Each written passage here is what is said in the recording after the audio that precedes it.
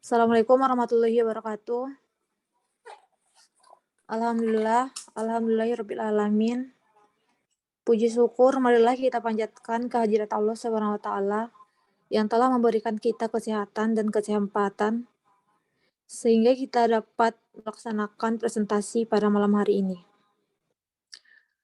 Sebelumnya, saya akan memperkenalkan anggota kelompok saya. Yang pertama, saya sendiri sebagai moderator, Debbie Adelina, NPM 19019. Yang kedua, Nadia Tanfira 19027. Ketiga, Indra Lesmana 19090. 4, Miftahul Zuka 1900145. Yang kelima, Randi Gusrianto Arif 1900115. Dan yang terakhir, Surya Ilhadi 1900114.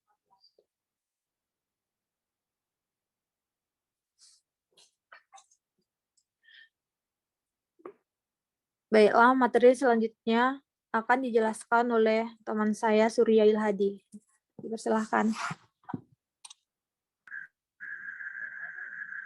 Baik, Spurna merupakan perusahaan tembakau terkemuka di Indonesia. Spurna memproduksi dan mendistribusikan sejumlah kelompok merek rokok kretek yang dikenal luas.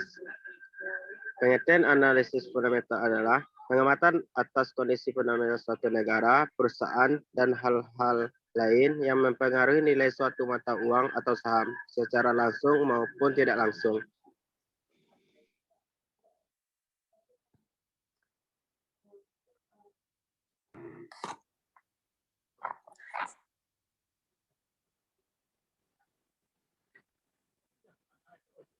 Tabel analisis fundamental. Yang pertama dapat dilihat dari atas. Sempurna TBK memiliki ROE, PR, dan PBFR lebih besar daripada gudang garam TBK, akan tetapi Sempurna TBK memiliki DRR atau risiko tinggi dibandingkan gudang garam. Dari analisis fundamental tersebut, kami memilih PT Sempurna TBK karena memiliki 3 keunggulan dibandingkan gudang garam TBK.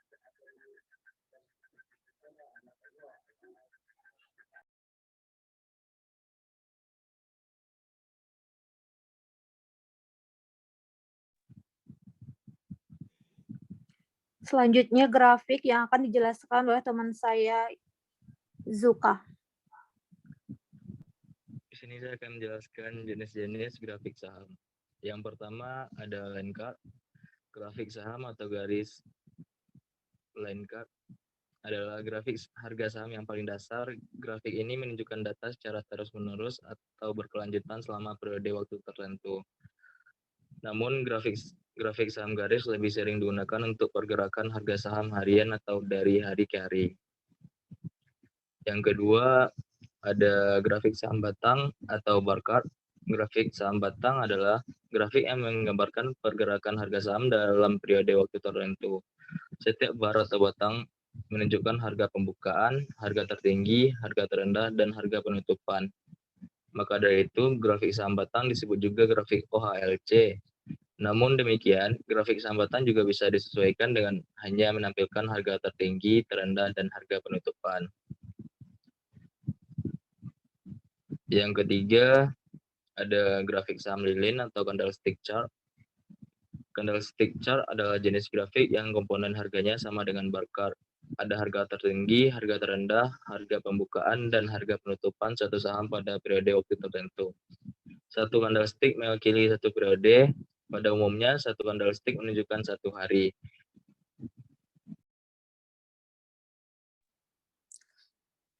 Baiklah, selanjutnya akan dilanjutkan oleh teman saya Nadia Tanfira. Baiklah, tadi sudah dijelaskan sama teman saya tentang analisis fundamental. Baik, saya akan selanjutnya menjelaskan tentang analisis teknikal.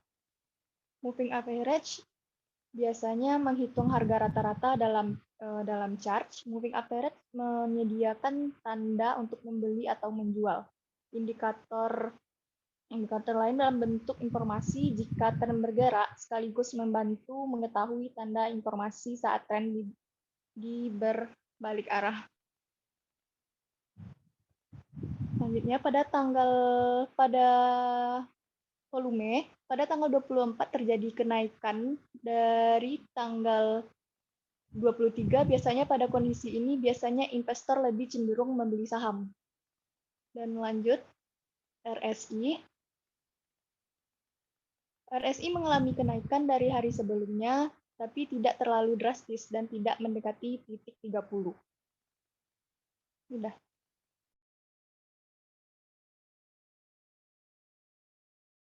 Terima kasih.